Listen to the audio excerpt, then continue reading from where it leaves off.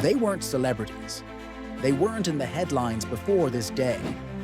They were just regular people. Parents heading to visit their kids, students starting new chapters, families reuniting, nurses going to work, business travelers hoping to land that next opportunity. Just people with plans, with lives. And on June 12, 2025, those lives were about to change forever. Air India Express Flight AI171 was scheduled to fly from Ahmedabad to London Gatwick.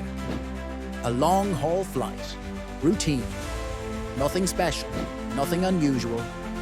Passengers boarded, crew briefed, families waved goodbye. No one knew it would be the last goodbye for so many.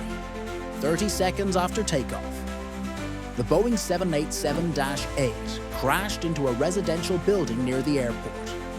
The aircraft broke apart on impact. Fires spread, panic followed, and in one moment, 241 people on board were gone. 38 more people on the ground were also killed. Only one person survived. One person. Think about that. One survivor out of nearly 300 human lives, gone in seconds, lives that were filled with dreams, routines, promises, and people waiting for them. And just like that, nothing. Now the world is mourning. India is grieving, and families are shattered. But behind the sadness, behind the heartbreak, something colder is happening. Compensation is being calculated because after every crash, once the wreckage is cleared and the headlines quiet down, the system kicks into gear. Lawyers, insurers, officials, they start running numbers. The question becomes, how much is a life worth? According to the Montreal Convention, an international treaty governing air travel, each passenger is entitled to around 128,821 special drawing rights, which equals about 1.8 crore rupees. That's the baseline. That's what airlines are legally required to pay when a passenger dies on an international flight. Tata Group, the owners of Air India, added a 1 crore rupee goodwill compensation on top of that. So, for the families of the victims, the total compensation being discussed is around 2.8 crore rupees per person. At first, that might sound like a lot. For many people, it's more than a lifetime of earnings. But let's pause. Let's actually sit with that number. 2.8 crore rupees is what the system has decided your loved one is worth. No matter who they were, no matter how they died, that's it. The price of a life in rupees. Now imagine you're the spouse of someone who died on that flight. You get the news. You collapse. You cry. You break. Then, slowly, people around you start saying things like, there will be compensation. And sure enough, someone from the airline or a government official hands you a letter, a form, a promise of payment, except it doesn't come right away. You have to prove who you are. You need documents, death certificates, legal paperwork. Sometimes the process involves court disputes, especially when there are multiple claimants in a family. And during that time, while you wait for money, the bills start stacking up. Funeral expenses, therapy, loan payments, tuition, rent, food. The money doesn't just come late, it comes with strings attached. And when it does arrive, it's a lump sum. That's it. There's no long-term support, no monthly check, no mental health counselor checking in. Just a number on a form, and a society that expects you to carry on.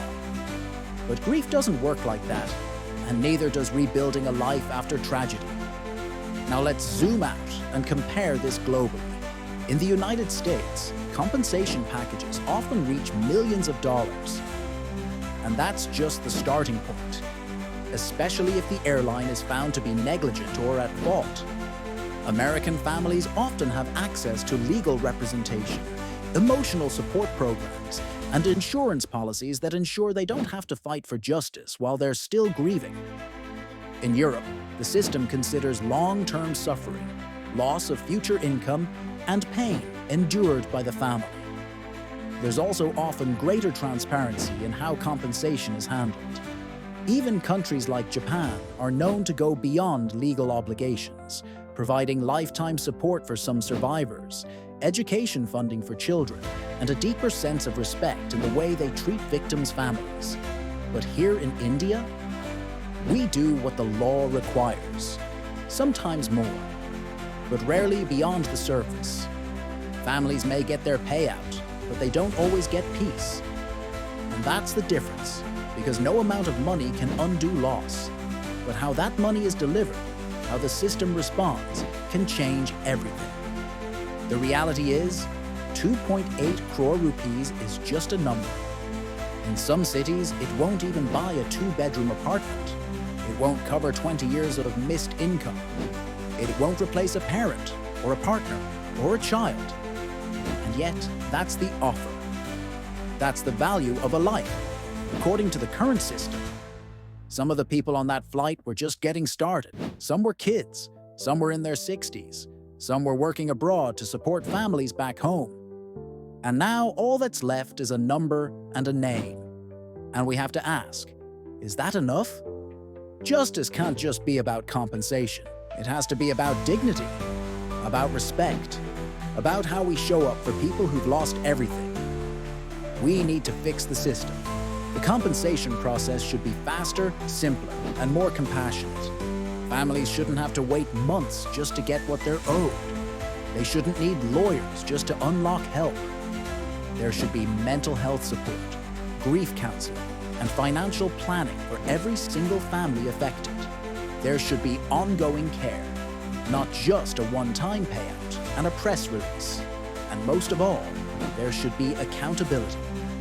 Because while we can't undo what happened to the passengers of Flight AI171, we can change how we respond going forward. We can demand that airlines and governments treat tragedy as more than just liability. We can say clearly and loudly that a life should never feel like a line item in someone's budget. If you're still here, watching or listening, thank you. Seriously, it means you care. It means you're the kind of person who doesn't look away from the hard stuff. If this video gave you a new perspective, do me a small favor. Hit the like button so the algorithm knows this matters. And if you want more videos that talk about real things, not just gossip, not just trends, tap subscribe. I'd love to keep this conversation going. And here's what I really want. Head to the comments and tell me. Do you think 2.8 crore rupees is enough? What would you expect if this happened to someone in your own family? I'll be reading every comment, because at the end of the day, this isn't just a video. It's a reminder. A reminder that every time we board a plane, we put our trust in people, in companies, in systems. And when that trust breaks, we owe the victims and their families more than just a number. We owe them humanity. We owe them justice. We owe them memory. And it starts by not forgetting what happened on June 12th, 2025.